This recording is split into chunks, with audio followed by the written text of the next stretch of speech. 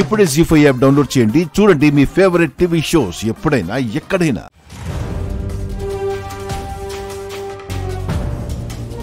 మీకు జానుతో ఏం పని? జాను ఇంట్లో మీరేం చేస్తున్నారు? మిమ్మల్నేనండి అడిగేది. జానుతో మీకేం పని? ఒక పని ఉండి ఆ ఏరియాకి వెళ్ళాను.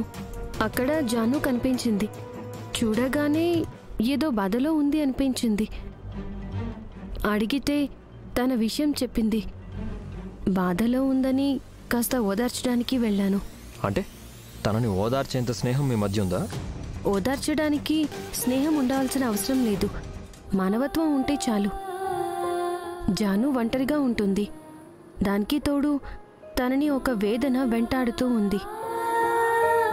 ఒంటరితనం, వేదన ఈ రెండు కలిస్తే మనిషికి బ్రతుకు మీద ఆశ తగ్గుతుంది, భవిష్యత్తు మీద విరక్తి పెరుగుతుంది. ఇలాంటి సమయంలోనే ఎవరో ఒకరు తోడుగా ఉండాలి, ఎంతో కొంత ఓదార్పునివ్వాలి. అందుకే మా ఇద్దరి మధ్య స్నేహం ఉందా లేదా అని ఆలోచించలేదు.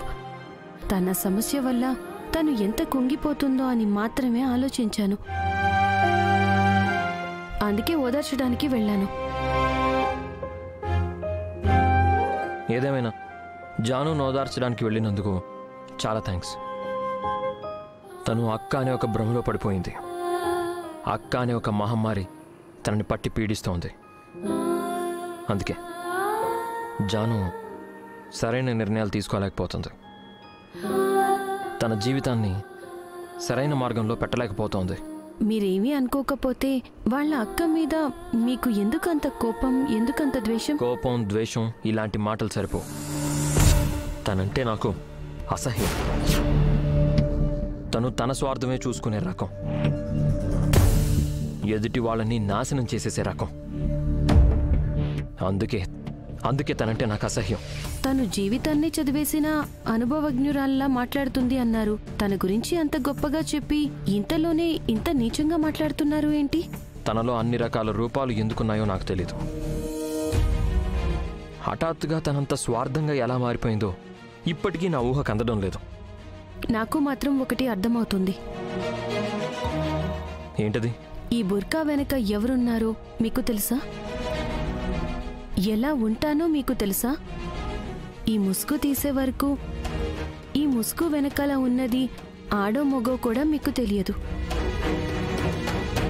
మన చుట్టూ ఉన్న అపోహలు కూడా అంతే. ఈ ముసుగుల్లాంటివి, అవి నిజాలని చూడనివ్వవు.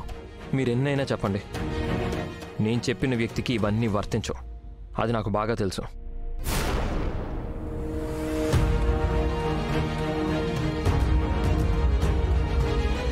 జీ5 యాప్ డౌన్లోడ్ చేసి అన్ని ఎపిసోడ్స్ పూర్తి ఉచితంగా చూడండి.